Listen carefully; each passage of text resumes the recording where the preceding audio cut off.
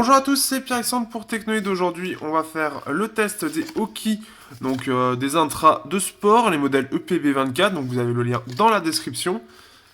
Donc qui coûte à peu près un petit peu plus d'une vingtaine d'euros. Alors on va déjà voir ce qu'il y a dans la boîte. Donc nous avons des embouts supplémentaires, différents embouts, alors de deux types différents. Je vous montrerai après directement sur les intras.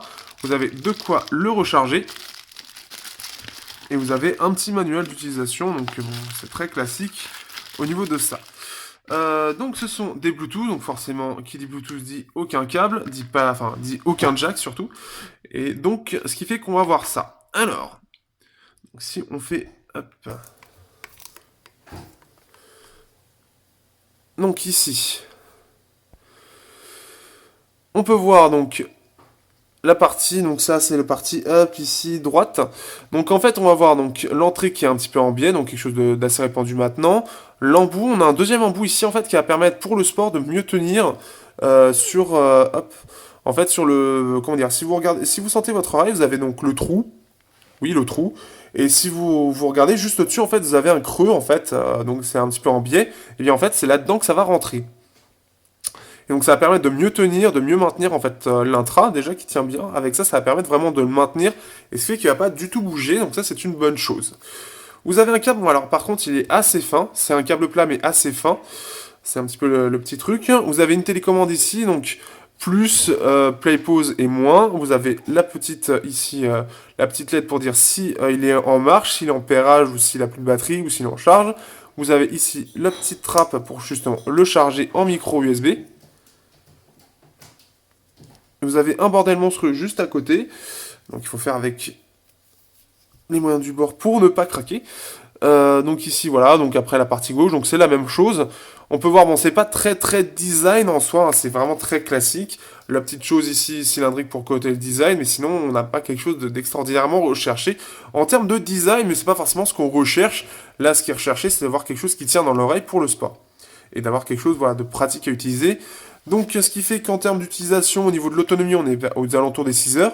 Au niveau du confort, alors moi avec les embouts de base, j'ai pas eu de soucis, sachant que vous en avez d'autres.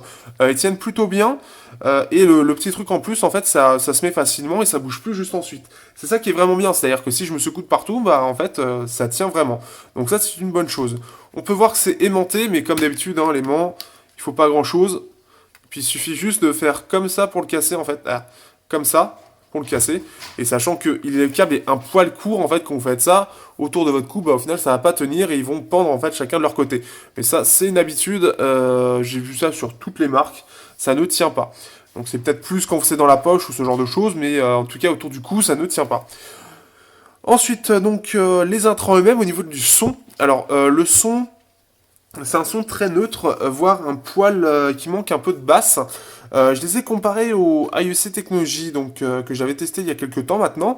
Et par rapport au IEC, ce qui est bien, c'est qu'on va avoir des basses les IEC qui sont parfois un petit peu trop mises en avant. Là, ça va être quelque chose.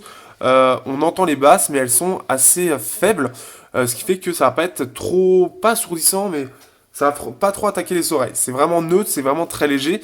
Donc ça c'est plutôt bien. Ça est surtout fait pour de l'électro, ce type de choses, et les musiques qui ne sont pas très complexes, par exemple. Voilà, donc différentes choses. Par contre, tout ce qui est métal, etc., il faudra oublier, puisque là, ce sera une bouillie, tout simplement, à entendre, et ce sera pas terrible. Donc, c'est des choses, voilà, tout ce qui est métal ou choses un peu lourdes, ça va être juste une bouillie, ça va être très désagréable. Comme ça, d'ailleurs, dans ma gorge.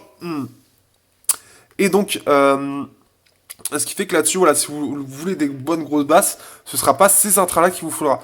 Si vous voulez de la musique qui soit assez claire, qui soit pas trop, qui soit une fréquence assez neutre, voire un petit peu moins au niveau des basses, ça va être quelque chose qui peut vous plaire.